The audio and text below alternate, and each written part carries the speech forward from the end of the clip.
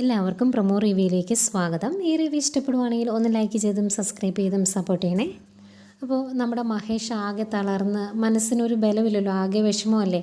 അങ്ങനെ കിടക്കുമ്പോഴാണ് ഇഷിത അങ്ങോട്ട് വരുന്നത്. നേരം ഇഷിതയെ കാണുമ്പോഴത്തേക്കും മഹേഷ് എഴുന്നേക്കും. നേരത്തെ പോലെ എല്ലാത്തിനും വഴക്കിന് ചെല്ലുന്നില്ല ഇഷിത. കുറച്ച് ഒരു മയത്തിലാണ് മഹേഷിനോട് സംസാരിക്കുന്നത്. അന്നേരം മഹേഷ് ചോദിക്കുന്നുണ്ട് ഇഷിതയോട്, താൻ എന്തിനാ എൻ്റെ ഭാര്യ ആയതെന്ന്.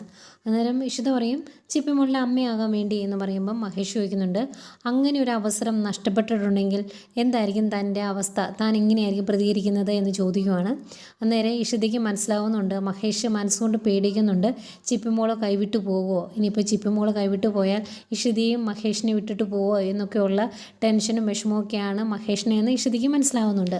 അത് കഴിഞ്ഞ് രണ്ടുപേരോട് ഇരുന്ന് സംസാരിക്കുന്നുണ്ട് കേട്ടോ. ഇതിനിടയ്ക്ക് മഹേഷ് ഒരു ഡയറിയൊക്കെ എഴുതുന്നുണ്ടായിരുന്നു. അതും ഇഷിത വായിക്കുന്നുണ്ട്. മഹേഷിൻ്റെ വിഷമം മൊത്തം അതിൽ എഴുതി വെക്കുന്നുണ്ട് കേട്ടോ മഹേഷ്.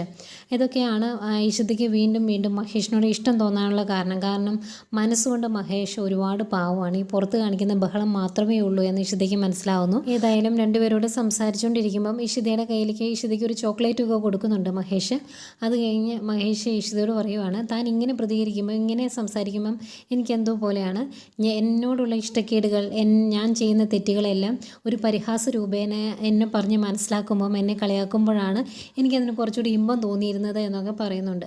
അത് കഴിഞ്ഞ് മഹേഷ് ഓരോ കാര്യങ്ങളും പറയുമ്പം ഇഷിത ചോദിക്കുന്നുണ്ട്, മഹേഷ് നിങ്ങൾ എന്ത് പാവമായെന്ന്. ഏതായാലും മഹേഷിൻ്റെ കൊച്ചു കൊച്ചു ഇഷ്ടങ്ങളൊക്കെ ഇഷിതയോട് പറയുന്നുണ്ട്. എന്നിട്ട് പറയും, ഇതൊന്നും എൻ്റെ അവകാശമല്ല, ഒരാഗ്രഹം മാത്രമാണ് എന്നൊക്കെ ഇഷിതയോട് പറയുന്നുണ്ട്. അതൊക്കെ കാണുമ്പം ഇഷിത രണ്ടുപേരോട് ഇങ്ങനെ അകന്നിരിക്കുമായിരുന്നു. ഇഷിത കുറച്ച് അടുത്തിരിക്കും, അതുപോലെ മഹേഷും കുറേശ്ശെ അടുത്തിരിക്കുവാണ്.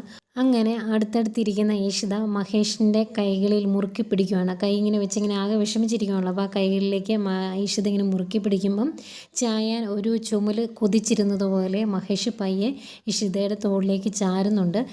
ഏതായാലും ഇതെല്ലാം കഴിഞ്ഞിട്ട് മഹേഷ് കിടന്ന് ഉറങ്ങുക കേട്ടോ. അന്നേരം ഇഷിത എഴുന്നേറ്റിരിക്കുവാണ്. ഇഷിത മനസ്സിലോർക്കുവാണ്, ഇല്ല മഹേഷ് നിങ്ങൾ സങ്കടപ്പെടേണ്ട, നിങ്ങൾക്കൊന്നും നഷ്ടപ്പെടാൻ ഞാൻ അനുവദിക്കില്ല എന്നിങ്ങനെ ഇഷിത മനസ്സിൽ ഇങ്ങനെ ഇരുന്ന് പറയുന്നുണ്ട്. അതിനുശേഷം ഇഷിത ചിപ്പിമോളിൻ്റെ അടുത്തോട്ട് ചെല്ലുന്നു. ചിപ്പിമോൾക്ക് ഇഷിത ഇല്ലാണ്ട് പറ്റില്ല, ഓടി വന്ന് കെട്ടിപ്പിടിക്കുന്നുണ്ട്. അന്നേരവും ഇഷിതയുടെ ഉള്ളിൽ കിടന്ന് പിടയുവാണ്. ഇനിയൊന്ന് DNA ടെസ്റ്റ് നടത്തി അതിൻ്റെ റിസൾട്ട് കിട്ടിയാലേ ഇഷിതയ്ക്ക് സമാധാനമുള്ളൂ. ആകെ വിഷമത്തിലാണ് ഇഷിത.